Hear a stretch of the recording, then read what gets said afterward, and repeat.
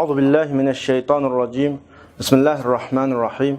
Elhamdülillah ve salatu vesselamu ala Resulillah ve ala alihi ve sahbihi ve men vala. Amma ba'du. Hürmetli savaşdaşlar, biz ilgirki derslerimizde kitabımızı, yani balagat penini çoğ cihetten 3 kısımga bölgen. Bunun birincisi ilmul maani, yani cümlelerinki qurulma münasebetlik, ma'nilari bahs qilinadigan, ma'nilari tadqiq qilinadigan pen. İkincisi ilmul bayan, yani cümlelerin ma'nilarini xilma-xil uslubda, xilma-xil shaklda, xilma-xil yo'llar bilan ifodalanish, bahs qilinadigan, tadqiq qilinadigan pen. Üçüncüsü ilmul badi', yani cümlelerin mazmuni normal ifodalanib bo'lgandan keyin yoki jonlantirishlar qitilib bo'lgandan keyinki güzelleştirgüçe amillar bahs qilinadigan pen, yani ilmul badi'. Bunun ichidagi ilmul maanini biz çoğ jihatdan 8 bahsiga bo'lgan. Yani birincisi cümletul xabariyya ve cümletul inşaiya hakkında so'zlaydigan, yani xabar cümle ve inşa cümle hakkında to'xtalgan. İkinci babda cümleninki zikri ve hasbi noktaları, cümlenin ma'lum bo'laklarininki zikr qilinish ahvoli ve cümlenin ma'lum bo'laklarininki hasb qilinish ahvoli, zikr qilingan vaqtida qandaq maqsadlar yushiringan bo'ladi, hasb qilingan vaqtida qandaq maqsadlarni ifodalash maqsad qilingan bo'ladi. Bu nokta haqida biz to'xtalgan. Üçüncü babda biz taqdim ta'xir, cümlenin ma'lum bo'laklarining oldida kelish, cümlenin ma'lum bo'laklarining keyinda kelish ahvoli ve odatdan sirt, yani normal cümleninki asli o'rni ilgari bo'lib qolsa buni keyinga akilish yoki aslidagi o'rni keyin bo'lib qolsa oldiga akilish, jumlalarda qandaq mazmunlarni ifodalash maqsad qilinadi. Shundan bu haqda biz to'xtalib o'tgan. 4-chi babda ma'rifa va nakirlik haqida to'xtalgan, ta'rif va tankir haqida, chunki jumlaning ba'zi bo'laklarininki asli tayinlanishi ma'rifa keltirilish, ba'zi bo'laklarining asli tayinlanishi nakir keltirilish, bular hammasi ma'lum bir ma'noni o'z ichiga olgan bo'ladi. Shundaqla ba'zi ahvol ostida asli qoidaga xilof asosda ma'rifa keltirish tegishli bilan nakir keltiriladi, nakir keltirish tegishli bilan ma'rifa keltirilgan ahvollar va bu ahvollarmi hammasi bihuda, yani bika-bikaga bo'lib qolgan ahvollar emas, ma'lum darajada ma'no yushiringan, ifoda yushiringan bo'ladi. Bu shu ahvollar haqida biz 4-babda to'xtalgan. 5-babda mutlaq va muqayyat haqida so'zlangan, yani jumlalarning asli buluki 2. Birisi musnad ilay, yani birisi musnad. Mushu musnad ilay ve musnaddan boshqa bütün cümledeki bileklerinin hammasi cümlege nisbatan qayd hisoblanadi, fadli hisoblanadi.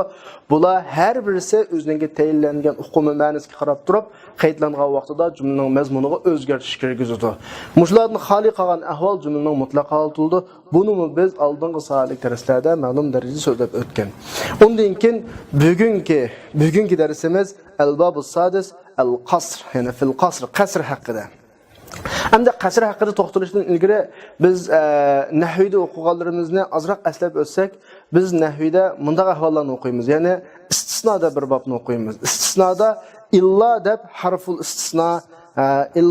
harful istisno degan bir odat, ya'ni vosita haqida to'xtalib, illaning shu vaqtdagi rolini jumlaning illaning oldida kelgan mustasno minhuning ichidan illadan keyin kelgan mustasnoni qanday qilib olish, chiqarib olish deblam tushungan.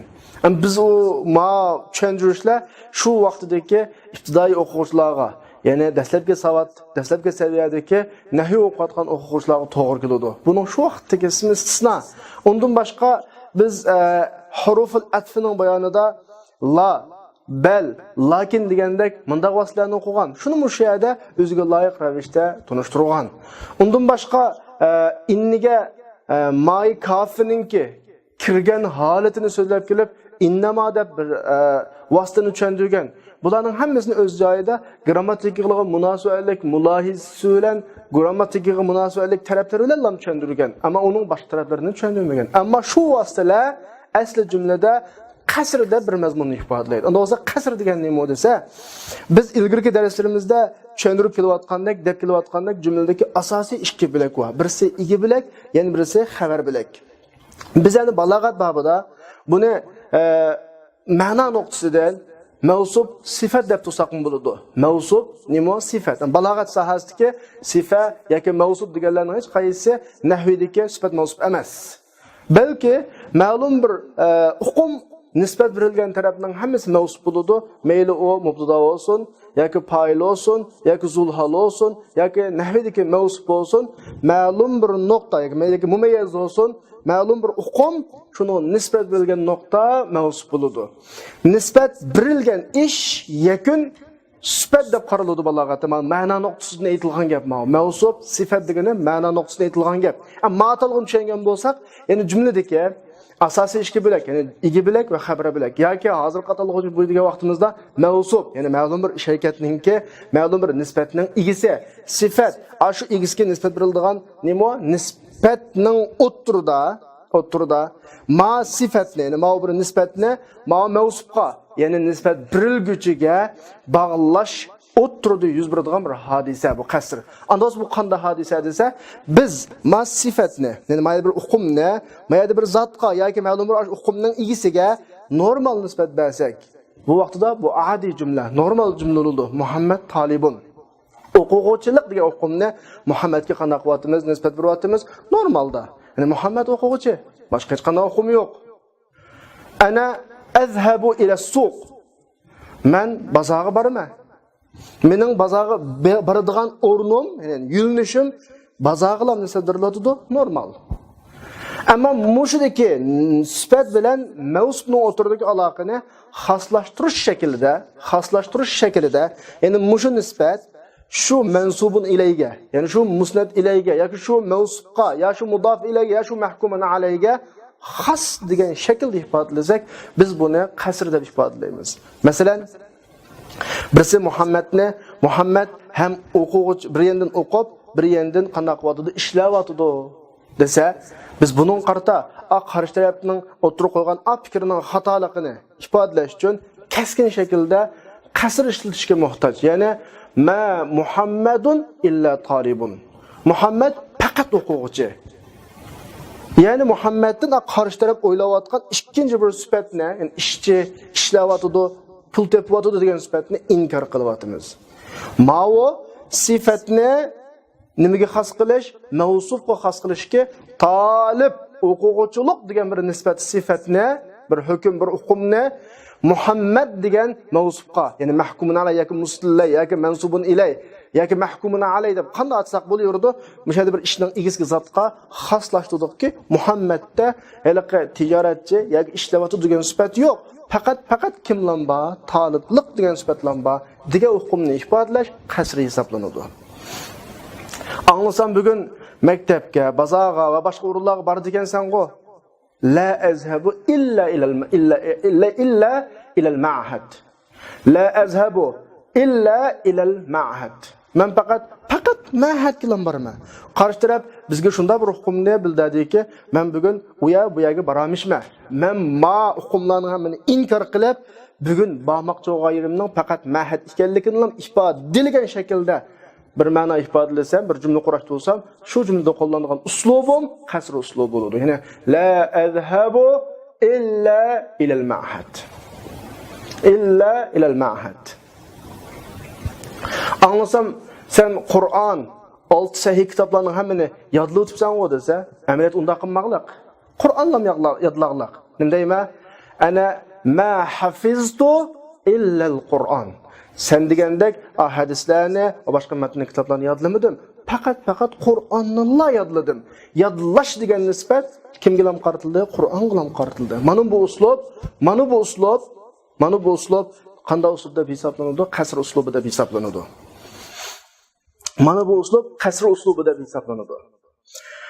Va shunga o'xshagan bizning shaharda injenerlikni biladigan odamdan Muhammad, Bakri va boshqalar bor degan bo'lsa, amaliyat shahrimizda injenerlikni biladigan odamdan faqat bir silam bor. U o'smi kim o? Muhammad bilan. Bo'lsa, biz mushu hukmni ifodalash uchun qasr uslubi ishlatishga muhtojki, nima deymiz buni?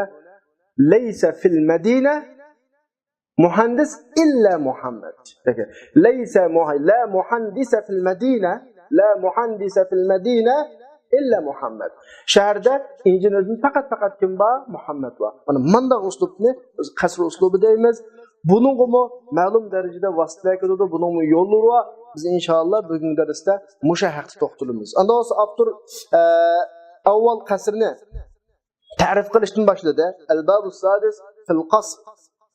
Al-qasr takhsisu shay'in bi shay'in bi tariqin maxsus.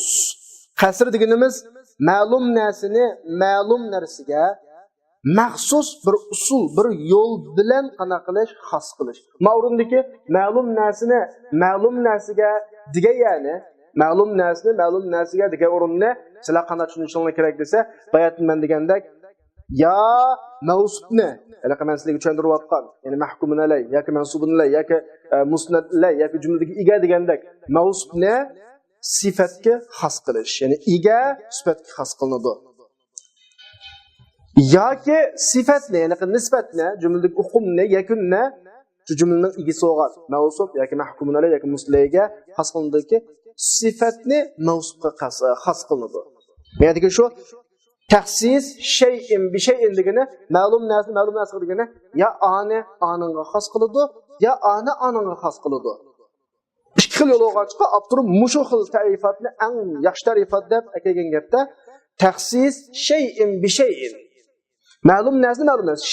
Shay ikkisi nimani ko'rsatsa, sifat mavsufni ko'rsatadi. Ya mavsufni sifatga qasr qilamiz, ya sifatni mavsufga qasr qilamiz. Ya jumlaning egasi jumlaning xavriga qasr qilinadi, ya jumlaning xavri jumlaning egasiga qasr qilinadi. Ya va boshqa nisbatlarni shuning asosida. Bi tariqin maxsus degani qasr qilishning maxsus uslubi bor. Buni biz asalibul qasr deb qo'yamiz. Buni inshaalloh sal turib qasrning yo'llarini inshaalloh sal turib bayon qilamiz. Am bu ikkiga bo'linadi. Birisi haqiqiy, yana birisi idofiy. Bayatning kelgan misollarda ikkita misoli bor.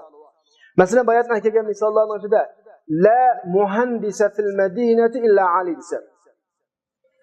Shaharda Alidan boshqa muhandis yo'q desa, ras shaharda, bizning bir shaharda Alidan boshqa muhandis bormi yo'qmi? Yo'q ras. Aminiyat bu, reallik bu. Buni ma'u qanday qasr haqiqiy. Chunki majmulda ifodalangan ma'no aniq haqiqiy ma'no.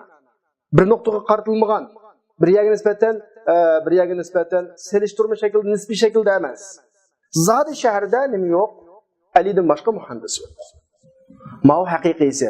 Endi idofiy degan nima u desa, umumiy jihatdan mutlaq emas, ammo ma'lum nuqtaga qaratib shu ishga xos qilsak, buni biz idofiy deymiz. Ya'ni uyg'urcha nisbiy deb tushunsak bo'ldi. Ma'lum nuqtaga nisbatan. Masalan, bayatdan Muhammad o'quvchi degan misolni keldim. Laysa Muhammad illa talib. La Muhammad illa talib. Buni tushuntirgan vaqtimda qarshi taraf qanday o'ylaydi? Muhammad ham o'qiyotibdi, ham ishlayotibdi, ya'ni tijorat qilyotibdi degan bo'lsa boshqalar. Muhammadni ham talib, ham tojir degan bo'lsa, men la Muhammad illa talib degan jumladagi ishlatgan qasr uslubim nimaga qaratilgan desa, Muhammadning boshqa sifatlariga qaratilmagan, faqat tojir sifatiga qaratilib, siz o'ylagandek Muhammad tojir emas, balki talib deb nuqtaga qaratilib qasr qilinadi. Ma qasrni biz qasr idofiy deymiz. Agar qasr haqiqiy bo'lib qolsa, a tarafdan boshqa sifatlarning hammasi inkor qilinadi. Qasr idofiyda qarshi taraflar inkor qilinadi, munosabatlik taraf, qaratilma taraf, qolgan taraflar bilan munosabat yo'q. Birisini chaqibdi birisiga va urtirib oldi dedi. Men unga javoban deymanki, ma huwa illa qa'id. U faqat o'ltiruqliq desam, o'ltirishdan boshqa hech qanday sifat yo'q unda. Unda emas. Miyadagi ishlatgan qasr uslubim nimaga qaratilgan desa, o'ltirib oldi deganga qaratilgan. Faqat o'ltirib degan gapim o'rtoqlik emas deganga qaratiladi. Ikkinchi sifatlarga qaratilma, idofiy. Ma'lum nuqtaga qaratilma, nisbiy deb tushunsak bo'ladi. Ammo haqiqiy deganimiz deyilgan gapning o'zi haqiqiy bo'ladi. Bir tarafga qaratilgan bo'lmaydi. Xos qilingan nuqtadan boshqa hech qanday nuqta undan qanday qiladi yo'qaydi. Bayatni degandek la hafiza fil madina illa Muhammad. Bizning shahrimizda Alidan boshqa qori yo'q desa, ras Alidan boshqa qori bo'lmaganda ma'jumlan haqiqat bo'ladi. Ma'jumlan an haqiqat bo'ladi. Agar mushu jumlani boshqalar bizga ma'lum bir xato o'y fikrdan birini degan vaqtida shunga qarshi degan bo'lsak, masalan, bizning shaharda Muhammad, Ahmad qatorliq ikki dona qori va yoki ikki dona injener va degan bo'lsa, biz aning gipiga qarata deyilgan bo'lsa, la hafiza fil madina illa Muhammad degan bo'lsa, bu yana izofiy bo'ladi. Agar undaq deyilmay, nima? Agar Muhammaddan ikkisi qori degan bo'lsa, biz ikki qorilikni inkor qilish uchun kelgan bo'lsak, izofiy bo'ladi. Ammo butun shaharga nisbatan bunda haqiqiy o'qim bilan deyilgan bo'lsa, ma'u qasr haqiqiy bo'ladi. Unda olganda biz cho'ng jihatdan qasrni ikkiga bo'lib olamiz. Qasr haqiqiy va qasr nemo izofiy. Am biz bayatım ta'rifatni tunishtirgan vaqtida, şeyin bir şeyinde ya mavsuf sifatga ya sifat mavsufga qasr qiladi degan emasmi? Mushu nuqtadan qasr haqiqiymi? Ikkiga bo'linadi. Qasr sifat alal mavsuf, qasr mavsuf alal sifat. İzofiy ikkiga bo'linadiki, qasr sifat alal mavsuf, qasr mavsuf nemo alal sifat. Andoz kitobdan kelaydi. Haqiqiy degan nemo desa, haqiqiy deganimiz makan al-ixtisos fihi. Shunda bir qasrki buningdagi xoslik reallik va haqiqat e'tibori bilan bo'lgan bo'lsa, amaliyotda mushu jumla ifodalangandek bo'lgan bo'lsa, bu haqiqiy bo'ladi. Qandaqdir yana bir narsaga nisbatan emas, la bi hasfil izofa degani yana bir narsaga nisbat solishdan emas, haqiqiy reallik nuqtasini amaliyotda boshlaydigan bo'lsa, bu haqiqiy bo'ladi. Masalan, la katiba fil madina ila ali desa, zad iza lam yakun ghayruhu fiha min al-kuttab. Shaharda shundan boshqa yozuvchilar bo'lmaganida mavjumla haqiqiy bo'ladi. Mayada qo'llangan uslubimiz haqiqiy qasrning uslubi bo'ladi. İzofiy degan nima desa, val izofiy deganimiz buningdagi xoslik muayyan bir nuqtaga, muayyan bir narsaga nisbatan bi hasbil izofa degani shunga nisbatlab turib bo'lgan bo'lsa, masalan, ma ali illa qoim. Qarish taraf qanday o'ylaganda, qarish taraf u o'tirib oldi deb turgan bo'lsa, men uningga qarshi yo'q, Ali o'rturug'liqku, ma Ali illa qoim. Ali faqat o'rturug'liq, ya'ni uning o'rib turish degan sifati bor, o'ltirish sifati yo'q deb, o'rib turish deganni xoslashtirib ifodalashimiz, o'ltirishga qaratilgan bo'ladi, ma'noga qaratilgan. Ya'ni qandaqdir g'araz Alidan o'ri turishdan boshqa butun sifatlarning hammani yo'q qilishimiz. Demak, qasr izofiyda ma'lum muayyan nuqtaga nisbatan xoslashadi, umumiy nuqtaga nisbatan emas. Qasr haqiqiyda umumiy nuqtaga nisbatan xoslashadi, zada isbotlangan shu uqumdan boshqa uqumning hammasi inkor qilinadi, bu qasr haqiqiy bo'ladi. Endi u ikkisidan har biri va kullu minhuma, ikkisidan har biri qasr sifa alal mavsuf aslini qurqaranglar va qasr mavsuf ala sifada nechiga bo'linadi? Ikkiga. Ya'ni qasr sifa ala al-mawsufning misoli la farisa illa ali. Bizning mavjumida isbotlamoqchi bo'lganimiz bir dona sifat, ya'ni bir uqum. Ya'ni bir dona xabarlik, ya'ni parislik, chavandozlik. Buni biz bir adam yoki shuning egisidan birga, nisbat birga birga isbotlamoqchi. U o'simi kim? Ali. La farisa illa ali. Faqat chavandoz faqat kim u? Ali. Chavandozlikni kimga ham xos qildik? Aliga ham xos qildik. Ma'u mavsufatni mavsuf xos qilganimiz. Va ma Muhammadun illa rasulsa, Muhammad faqat payg'ambar, ya'ni Allohning rasuli degan bo'lsa, Muhammad sallallohu alayhi vasallam bir zot, bir sharikatning egisi, ya'ni mavsuf deb qaraymiz. Rasululloh nomisi sifati payg'ambar alayhissalom nimaga ham xos qilindi? Rasululloh bilan xos qilindi. Bu qasr haqiqiy idofimi desa, idofiy. Chunki Uhud urushida Rasulullohning o'lim xabar taqagan. Shuning bilan musulmonlar kallasida bak bir cho'ng ish yuz bergandek bir xil huduq ketganda, garchi musulmonlarning hammasi payg'ambar islomning insonligini, boshqa insonlarga o'xshash tug'ilgan va o'ladiganligini ishonsimi, lekin kallasida Rasulullohga bo'lgan favqulodda cho'ng bilish, istizami Rasulullohning o'limini inkor qilgandek hammasi bir xil andish tashvishga tushdi. Shu vaqtda Alloh oyatni cho'g'izib, nima deb cho'ng bilasizlar, agar Muhammad o'lib qolsa, dinni oldini yana olamizlar. Sizlar Muhammad nuqtasini ishonganmi yoki dinga Alloh nuqtasini ishonganmi? Sallallohu alayhi vasallam. Sizlarning yaratuvchi kim u? Alloh. Dinning egisi kim u? Alloh. Ajaba Muhammad o'lib ketsa, dinni yana olamizlar? Bilinglar, va ma Muhammadun illa rasul. Muhammadning sizlar deganda o'lmaydigan farishta emas u, inson. Faqat vazifasi rasul. Shunlashqa fayajuzu alayhil maut. O'zi buludi bu. Yajuzu alayhil maut degani o'zi xuddi boshqa insonlarga o'xshash o'laveradi. Ajaba Muhammad lab qolsa endish kuchib jangda kelinglarga yanamtanglar. Uni sizlar faqat payg'ambar deb tushunishingiz kerak. Qolgan jihatlar bilan o'xshash inson, xuddi sizlarga o'xshash tug'iladi, o'ladi degandek hukmni isbotlash uchun mayada mavsuf sifatga qanaqaning xos qilindi, ma'lum nuqtaga nisbatan o'lmaydi degan uqum avlini kelib qolgan, garchi rasmiy kelmasimi, xiyol shaklda kelib qolgan, shu uqumga qarshi o'lmaydigan odam emas, o'lmaydigan farishta emas, faqat inson u. Payg'ambarlikdan boshqa nimasi yo'qninki, vazifasi yo'q, payg'ambar bo'lib qolgan zot inson u deb ma'ni ifodalash uchun mavsufni sifatga qasr qildi. Ma bu qasr mavsuf ala sifat bo'ladi. Ondan keyin men sizlarga bayatdan misol keltirish jarayonimda qarshi taraf mundaq o'ylab qolsa, mundaq bo'ladi. Qarshi taraf mundaq o'ylab qolsa, qarshi tarafning o'y fikrini azroq qistirib o'tdim.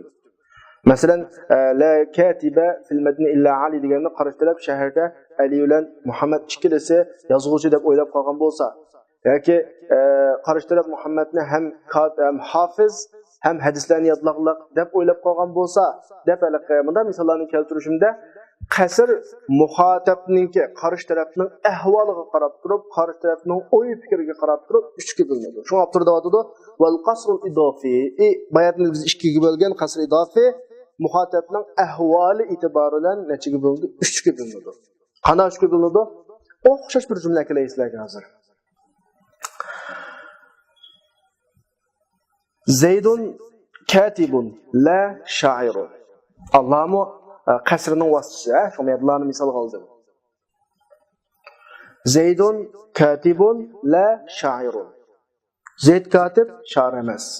Mao qasr idofi. Zeydning katibligini isbotlayapmiz. Nimaga nisbatan? Shoirlikka nisbatan. Endi mushu jumlani qarish tarafning o'y fikriga asosan turga ayirib to'g'ri qolsa, qarish taraf manda o'ylagan bo'lsa, Zeyd hem şair hem katib deb o'ylagan bo'lsa, Zeydni hem şair hem katib deb o'ylagan bo'lsa, biz qarshi tarafning mushu o'y fikrini yo'qotib, faqat Zeyd katib, şair emas degan isbotlamoqchi bo'lsak, Zeydun katibun la şairun deymiz. Mushada biz qo'llangan qasr uslubi ma'no jihatdan qasr ifrat bo'ladi. Qasr ifrat deganimiz qarshi taraf ikki sifatni tang o'ylashgan vaqtida biz birini qanaqa qilsak, tugizsak, qasr ifrat bo'ladi. Şu misalning aynısını kelimiz. Qarshi taraf şu misalga qarata Zeyd şair katib emas. Men bilishimcha şair teo bala deb o'ylagan bo'lsa, biz buningga qarata Zeydun katibun la şairun. Siz Zeyd o'ylagandek şair emas, balki katib degan bo'lsak, qasri nima bo'ladi? Qalb bo'ladi. Qasr qalb. Ya'ni qarshi tarafning o'y fikrini ta'tirga qanday qiladigan, o'rgitadigan. Agar qarshi taraf muayyan bo'lmasdan o'rtoqlikni o'ylagan bo'lsa, ya'ni o'sha Zeyd qalam bilan o'tishdigan bor edi. Mushu bola ya katib, ya shoir. Hozir kallamni aniq emas. Ish qilib ya shoir, ya katib. Men aniq ayirmadim degan bo'lsa, biz deymizki Zeydun katibun la shoirun. Akallisi muayyanlashmayotgan o'y fikrini muayyanlashtirib Zeyd degan katib, shoir emas degan bo'lsak, ma'o qasrini bo'ladi, tayin bo'ladi. Yani qayt xulasalasak, muhatap qarshi taraf agar o'rtoqlikni ifodalagan o'yla e'tiqod qilgan bo'lsa, biz buning qarshi qo'llangan uslubimiz qasr ifrat bo'ladi. Qarshi taraf aksini o'ylagan bo'lsa, biz buning qarshi qo'llangan qasr uslubimiz qasr qalb bo'ladi. Qarshi taraf birini e'tiqod qilibdi, ikki sifatning birini, lekin muayyan emas. Ya o, ya ma'u deganda ko'p qolgan bo'lsa, biz bunga qarshi qo'llangan uslubimiz qasrning bo'ladi, tayin bo'ladi. Shunda olab qasr jami nechiga bilandi? 3 ga bilandi. Qasr ifrat, qasr qalb va qasr nimo tayin.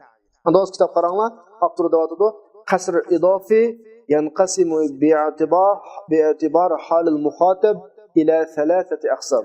Ya'ni qasr idofi muxotabning ahvoliga qarab turib 3 qismga bo'linadi. Birisi qasr ifrat, ya'ni muxotab shirkatchilikni, ikki sifatning o'rtoqligini e'tiqod qilgan bo'lsa, yana birisi qasr qalb, qarshi taraf aksini e'tiqod qilgan bo'lsa, yana birisi qasr tayin, qarshi taraf birini e'tiqod qildi, lekin muayyan emas. Biz mushunga qarab turib qo'llangan uslubimiz qasr ifrat, qasr qalb, qasr tayin deb yana 3 ga bo'linadi. Bu tamam. Ondan keyin qasrning yo'llariga kelsak, ya'ni qasr vositalari nimalardan qasr chiqarg'ili bo'ladi desa, qasr yo'llari lil qasr va lil qasr turuq.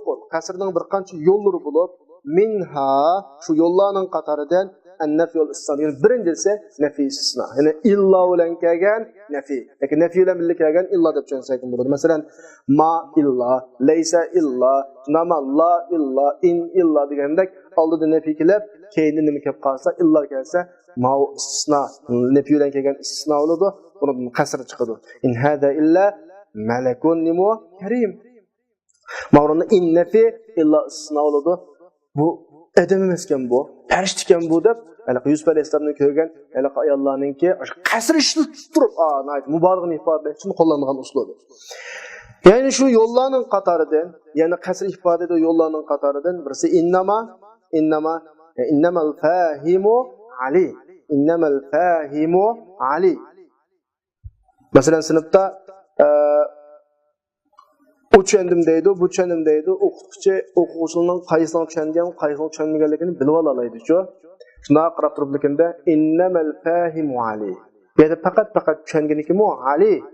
Ali boshqalar qanday qilmadi tushunmadi. Demakchi bo'lsak, bu shuni innama bilan ishlatilmas.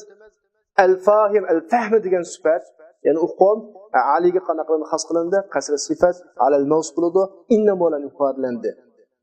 Yani şu yollarının qatoridan birisi la, bel, lakin qatorliq atfi vasıtlar bilan atfi qilgan bo'lsak, buningdan qasr chiqadi. Masalan, ana nasirun la nazim. Men degan nasrchi, nazmichi emas. Qarish tarafini qanday o'ylagan bo'lsa, shunga qarishi, men degan nasrchi bas, nazmichi emas degan bo'lsam, ladan nima chiqdi? Qasr chiqadi. Ma ana hasibun bal katibun. Men hisobotchi emas, balki katib. Qarish tarafning o'yiga qarish deyilgan gapda bu ma. Şu yollarning qatoridan birisi yana shu qasr chiqirdigan yollarning qatoridan taqdim ma haqquhu ta'khir. Yani jumlada uning haqqi keyin keltirish tegishli bo'lakni oldiga chiqqan bo'lsak, muqaddam qilgan bo'lsak, bu mu qasr ifodalaydigan, ya'ni bir uslub. Buning yorqin misolidan birisi iyyaka na'budu. Ammaylan bilamiz, na'budu fi'l, buning to'ldiruvchisi maf'ulun bihsi kaf, ya'ni na'budu ka kelish kerak. Ammo mushu oyatdan biz tavhidni chiqarmoqchi, ya'ni Allohga ibodat qilamiz deb bunda xoslikni ifodalamoqchi.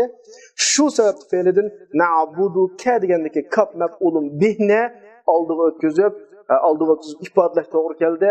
Lekin shu o'sbat o'tkazsak ka na'budu bo'ladi. Lekin ma shaklda jumla keltirish to'g'ri emas grammatikada, chunki kaf damiri muttasil yolg'iz qilinmaydi. Shuning bilan kafni damiri muttasilni munfasilga o'zgartirib iyyaka qildik. Iyyaka na'budu bo'ldi. Hisobda iyyaka na'budu maf'ulun bihsi, maf'ulun bih fil fa'ildan keyin keladi, lekin oldiga o'tdi.